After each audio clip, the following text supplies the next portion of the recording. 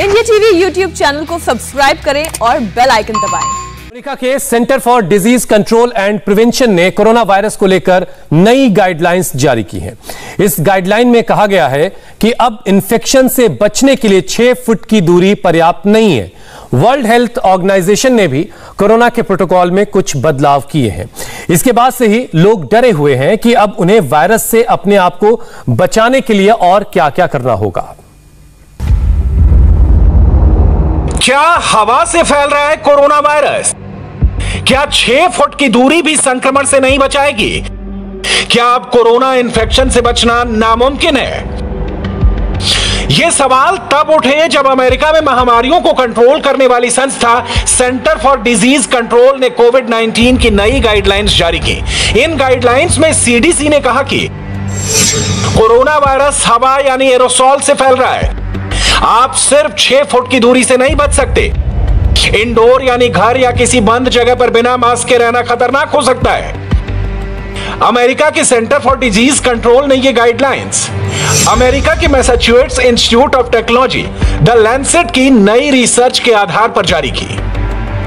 वैसे corona virus पर research कर रहे वैज्ञानिक और रिसर्चर वर्ल्ड हेल्थ ऑर्गेनाइजेशन को पिछले साल से ही चेतावनी दे रहे हैं कि कोरोना वायरस हवा से फैल रहा है। इस बारे में उसे एडवाइजरी माननी चाहिए। जुलाई 2020 में WHO की टेक्निकल लीड डॉक्टर मारिया वान केरखो ने कहा कि हम हवा या एरोसोल से कोरोना वायरस फैलने की संभावना पर गौर कर रहे हैं।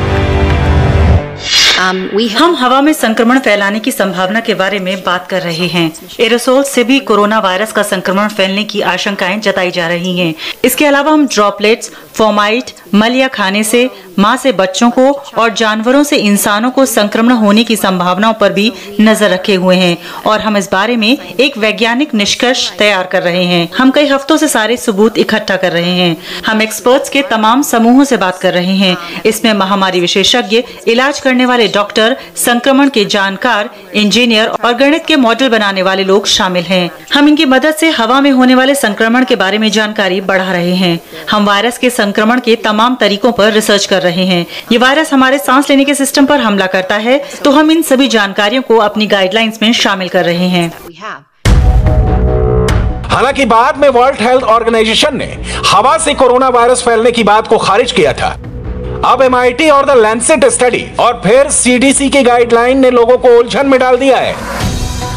कोरोना पर वर्ल्ड हेल्थ ऑर्गेनाइजेशन की रोज बदलती गाइडलाइन भी लोगों को कंफ्यूज कर रही है। आप मिसाल देखिए, पिछले साल की शुरुआत तक WHO कह रहा था कि कोरोना से बचने के लिए मास्क पहनने की जरूरत नहीं। तब WHO ने कहा था कि सिर्फ संक्रमित लोगों के लिए ही मास्क पहनना जरूरी है। बाद में WHO ने कहा कि वायरस से बचने के लिए सभी मास्क पहने। जुलाई 2020 में कई एक्सपर्ट कह रहे थे कि कोरोना वायरस हवा से फैल रहा है। विश्व स्वास्थ्य संगठन ने भी इस बात पर मुहर लगाई। लेकिन बाद में WHO ने जो गाइडलाइन जारी की उसमें कहा गया कि वायरस मुंह और नाक से निकली बूंदों से ही फैलता है। WHO ने पहले कहा कि कोरोना वायरस एरोसोल से नहीं फैलता, लेकिन अब WHO का कहना है कि कोरोना एरोसोल से फैल रहा है। पहले विश्व स्वास्थ्य संगठन ने कहा था कि संक्रमण से बचने के लिए 2 लोगों के बीच 6 फुट की दूरी पर्याप्त है, लेकिन अब उसमें शर्त यह जोड़ दी गई है कि 6 फुट की दूरी घर से बाहर के लिए पर्याप्त है। इंडोर है तो इससे भी ज्यादा दूरी बनाकर रखिए। The number of deaths that are being reported around the world is really shocking this late into a pandemic. When we have the tools at hand that can prevent infections, that can prevent those who are infected from spreading to others, and can prevent people from dying. The biggest ways in which we know can limit the spread is around our physical distancing. What we advise in every situation is taking a risk-based approach, because the situation globally is very different. The intensity of transmission is very different. At an individual level, we're asking everyone to know what your risk is through that activity and take measures to lower your risk.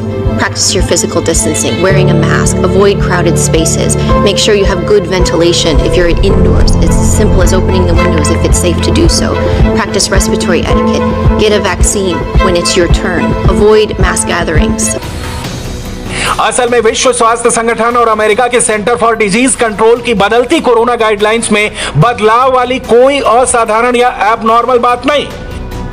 कोविड-19 एक महामारी है, इसके बारे में पक्की research उपलब्ध नहीं है। अभी वैज्ञानिक महामारी की बारीकियों का पता लगा ही रहे हैं। वायरस के नए म्यूटेंट और इसे लेकर की जा रही नई स्टडी के चलते गाइडलाइंस लगातार अपडेट की जा रही हैं। वायरस को लेकर अपने बदलते स्टैंड की आलोचना के बाद विश्व स्वास्थ्य संगठन ने सफाई भी दी कि आखिर कोविड को लेकर उसकी एडवाइजरी क्यों बदल रही है।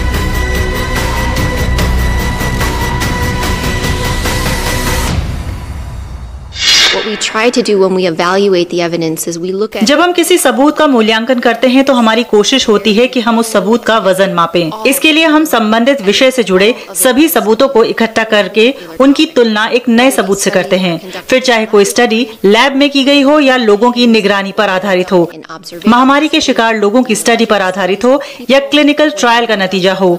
हम इन सारे सबूतों को इकट्ठा करते हैं, एक एक सबूत जुटाते हैं, हम इसकी समीक्षा करते हैं, इससे जुड़े सवालों का जवाब तलाशते हैं।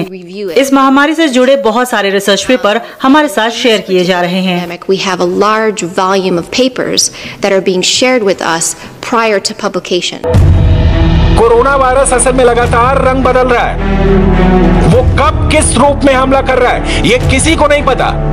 अभी एक रिसर्च पूरी नहीं होती है कि वायरस नए रंग ढंग में दिखने लगता है। यही वजह है कि दुनिया भर के एक्सपर्ट कोरोना को बहरूपिया कहने लगे हैं। The other thing that we don't know about is the ability how it's दूसरी बात यह है कि हम वायरस की क्षमता के बारे में नहीं जानते। अगर आप इस पर काबू नहीं पाते तो नए कोरोना वायरस में नए नए रूप धरने, नए वेरिएंट बनाने की बहुत ताकत है। ये वायरस हर हफ्ते हमारे सामने नई चुनौती पेश कर रहा है। आपको तो पता ही है कि पहले 614 स्ट्रेन आया, नहीं पहले वुहान स्ट्रेन आया, फिर हमने कहा रुको एक मिनट, अब हमारे पास 614 स्ट्रेन आ गया है। ओके, तो ये एक वेरिएंट था और अचानक दक्षिण अफ्रीका में 351 स्ट्रेन, फिर उसके बाद इंग्लैंड में 117 स्ट्रेन और अब भारत में 617 आ गया। ये दुश्मन बहुत ही धूर्त है। It's a wily opponent. It's a wily opponent. हवा से कोरोना वायरस फैलने का मतलब क्या है, पहले वो समझ लीजिए। जब सेंटर फॉर डिजीज कंट्रोल ये कहता है कि कोरोना वायरस हवा से फैलता है तो उसका मतलब है कोरोना वायरस हवा में मौजूद बारीक कणों से भी फैल सकता है। ये संक्रमित व्यक्ति की छोड़ी हुई सांस और कफ की बारीक बूंदों से फैलता है। असल में बात करने, सांस छोड़ने, छींकने, खांसने से संक्रमित व्यक्ति से वायरस बाहर निकलता है। डॉक्टरों की भाषा में इन्हें माइक्रो ड्रॉपलेट या एरोसोल कहा जाता है, क्योंकि ये बेहद महीन कण होते हैं। ये इतने छोटे होते हैं कि आराम से हवा में उड़कर एक इंसान से दूसरे इंसान तक जा सकते हैं और दूसरे को संक्रमित कर सकते हैं। ये हल्की बूंदें कमरे में मौजूद दूसरे लोग सांस के साथ अपने अंदर लेकर वायरस से संक्रमित हो सकते हैं। ये एरोसोल 6 फुट तक हवा में तैर कर जा सकते हैं। बंद कमरों या जगहों पर इसका खतरा ज्यादा होता है। खुले में एरोसोल से संक्रमण कम फैलता है। क्लोज वेंटिलेशन यानी जहां पर सेंट्रलाइज एसी सिस्टम से एक बड़े इलाके को ठंडा किया जाता है, जैसे मॉल, सिनेमा हॉल या ऑफिस, वहां भी सांस से निकले छोटे कणों या एरोसोल से कोरोना का संक्रमण फैल सकता है। लास्ट ईयर जब हमने इसके कोरोना के संक्रमण फैलने की बात की थी तो जो ड्रॉपलेट ट्रांसमिशन है, जिसमें कि हमारे थूक के जो कण हैं जो नीचे गिर जाते हैं, उनका एक बहुत बड़ा रोल कहा जा रहा था और इसीलिए हैंड हाइजीन और सरफेसेस को साफ करने पे बहुत ज्यादा जोर दिया गया था। पिछले 1 साल में जो एविडेंसेस जगह जगह से मिली हैं, जिनको मैं डिटेल में यहां डिस्क्राइब नहीं कर सकता, उसमें ये देखा गया, उससे निष्कर्ष निकला है कि खाली ये ड्रॉपलेट्स सरफेस पे गिरे और उससे हो ऐसा नहीं है। कई जगह ऐसा हुआ जैसे कि किसी कमरे में कोई बैठा हुआ है और वो चला गया और उसके बाद थोड़ी देर के बाद दूसरा व्यक्ति उस कमरे में आया, वो कुछ देर रहा, उसने भी मास्क नहीं पहना था, इसने भी मास्क नहीं पहना था, इस व्यक्ति को संक्रमण हो गया। तो अब जो इस समय एविडेंस है वो ये कह रही है कि कहीं ना कहीं जब हम बोलते हैं, खांसी करते हैं, छींक लेते हैं, गाते हैं, कोई भी एक्टिविटी हो जिससे हमारा एरोसोल सांस बाहर आती है, तो उसमें कुछ तो ये 5 माइक्रोन से बड़े जो होते हैं ड्रॉपलेट्स, जो शायद नीचे बैठ जाते हैं, लेकिन उसका कुछ ना कुछ छोटे पार्टिकल्स होते हैं जो चंद घंटों तक, अब वो घंटे 1-2 घंटे से लेकर ज्यादा घंटे तक हो सकता है, वो चंद घंटों तक हवा में रहता है और उस जगह पे कोई दूसरा व्यक्ति बाद में आके सांस ले तो वो उसकी सांस में जाके उसको कर सकता है। यानी हवा में वायरस 2 तरीकों से फैलता है, एरोसोल या ड्रॉपलेट। खांसने या छींकने पर हमारे मुंह से दोनों ही निकलते हैं। आम लोगों को तो ये आंखों से बमुश्किल ही दिखें, लेकिन इनमें मामूली अंतर होता है। ड्रॉपलेट या छोटी बूंदें 5 माइक्रोमीटर आकार की होती हैं, वहीं एरोसॉल इससे भी छोटे होते हैं। छोटी बूंदें या ड्रॉपलेट वजन में ज्यादा होते हैं तो कम दूर जा पाते हैं, वहीं एरोसॉल हल्के होते हैं तो उड़कर ज्यादा दूर जा सकते हैं। यानी ड्रॉपलेट से आप 6 फुट की दूरी पर सुरक्षित रह सकते हैं, लेकिन एरोसॉल ज्यादा हल्के होने के चलते 6 फुट से ज्यादा दूरी तय कर सकते हैं। भारी होने के चलते बोलने, छींकने या खांसने से निकले ड्रॉपलेट कुछ दूरी तय करके गिर जाती है, वहीं एरोसॉल देर तक हवा में रह सकते हैं, तो इनसे संक्रमण का डर देर तक बना रहता है। वायरस के एयरबॉर्न होने या हवा से फैलने का मतलब यह नहीं कि कोरोना वायरस हवा में बचा रहता है। मतलब यह कि संक्रमित लोगों के बोलने, खांसने, छींकने या गाने से कुछ बारीक बूंदें निकलती हैं जो हवा में तैरकर दूसरे लोगों तक पहुंच जाती हैं। इसमें 6 फुट की दूरी पर्याप्त नहीं रहती, खास तौर से घर के भीतर। हाँ, खुली जगहों पर अभी भी 6 फुट की दूरी बनाकर रखने से आप संक्रमण से बच सकते हैं। बड़ा सवाल यह है कि किसी के खांसने, बोलने, छींकने या सांस छोड़ने से निकला वायरस कितनी देर तक हवा में जिंदा रहता है, क्योंकि वायरस स्वतंत्र रूप से जिंदा नहीं रह सकता, वो परजीवी होता है। उसे अपनी आबादी या तादाद बढ़ाने के लिए किसी और जीव की मदद चाहिए होती है। वायरस के हवा में एक्टिव रहने का समय टेम्परेचर और नमी पर निर्भर करती है। तमाम वैज्ञानिक रिसर्च कहती है कि कोरोना वायरस ठंडे और कम नमी वाले माहौल में ज्यादा देर तक एक्टिव रहता है और लोगों को संक्रमित कर सकता है।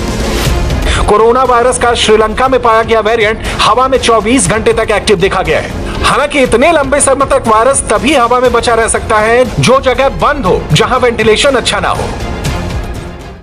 शुरू में आपको याद होगा कि क्वायर्स में, म्यूजिक हॉल्स में, इवन चाइना में पहले एक बस में कई जगह ऐसे सुपर स्प्रेडर इवेंट हुए जहां पे कि कई लोग जो बहुत दूर थे एक सुपर स्प्रेडर से, वो लोग अफेक्टेड हुए। तो ये कहीं ना कहीं सबके दिमाग में चल रहा था कि क्या ये हवा से संक्रमित हो रहा है। और जब ये होना शुरू हो गया कि जो लोग आपसे फिजिकली डिस्टेंस्ड हैं, जो लोग आपके पास में नहीं आए हैं, जब उनको इन्फेक्शन शुरू हुआ तब ये बात धीरे धीरे सिंक इन करने लग गई कि ये हवा से संक्रमण हो रहा है। क्योंकि अगर वो सिर्फ ड्रॉपलेट से होता है तो जो व्यक्ति आपसे दूर है उसको इन्फेक्शन नहीं हो सकती, या जो आदमी दूसरे कमरे में है। और हमने ये देखा कि अब स्टडीज में कि एयर कंडीशनिंग डक्ट्स के अंदर वायरस पाया गया, उसके फिल्टर के अंदर वायरस पाया गया, और ऐसी बहुत सारी जो एविडेंस इनडायरेक्टली मिले जिससे साइंटिस्ट ने ये अनुमान लगाया है कि डेफिनेटली इसमें एयरबोर्न का रोल है। एक्सपर्ट्स की माने तो एकदम क्लियर है कि कोरोना के संक्रमण से बचने के लिए हमें कुछ ऐसी बुनियादी बातों का पालन करते रहना होगा जो महामारी रोकने के लिए सदियों से काम आ रही है। संक्रमित व्यक्ति का आइसोलेशन और इलाज, बचाव के उपायों से संक्रमण रोकने की कोशिश, अपनी सुरक्षा के उपाय यानी मास्क पहनना, दूरी बनाकर रखना, घर में हवा की आवाजाही यानी अच्छे वेंटिलेशन का इंतजाम करना। जो लास्ट ईयर ये 2 फीट की दूरी कही गई थी वो बड़े पार्टिकल्स के लिए थी, और जो ये छोटे पार्टिकल्स हैं उनके लिए वो दूरी भी ज्यादा है। और एक बंद कमरे में बहुत सारे लोगों का रहना, यह सबसे बड़ा जो सुपर स्प्रेडर है वो प्रूव हो रहा है। इसी वजह से मास्क की अहमियत अब पहले से कहीं ज्यादा हो जाती है। इसीलिए अब N95 पे जोर दिया जा रहा है, या अगर नॉन N95 हो तो डबल मास्क पे जोर दिया जा रहा है कि अंदर एक सर्जिकल मास्क और उसके ऊपर एक क्लॉथ मास्क हो, जिससे आपको करीब 80-85 तक प्रोटेक्शन % मिल जाता है। मानवता ने बहुत सी महामारियों का मुकाबला किया है। बहुत सी संक्रामक बीमारियां आज भी हमारे बीच में हैं। बीमारियों पर जीत के लिए इलाज से भी बेहतर बचाव होता है। बचाव के ये उपाय, खुद को संक्रमण से बचाना, महामारी से बचे रहने का सबसे मजबूत सुरक्षा कवच है। और यहां वक्त एक ब्रेक का, ब्रेक के बाद चेन्नई से हैरान कर देने वाली तस्वीरें। नमस्ते, मैं हूं मीनाक्षी जोशी। वीडियो और खबरों से अपडेट रहने के लिए India TV YouTube channel subscribe करें, बेल आइकन दबाना ना भूलें। जुड़े रहें इंडिया टीवी के साथ।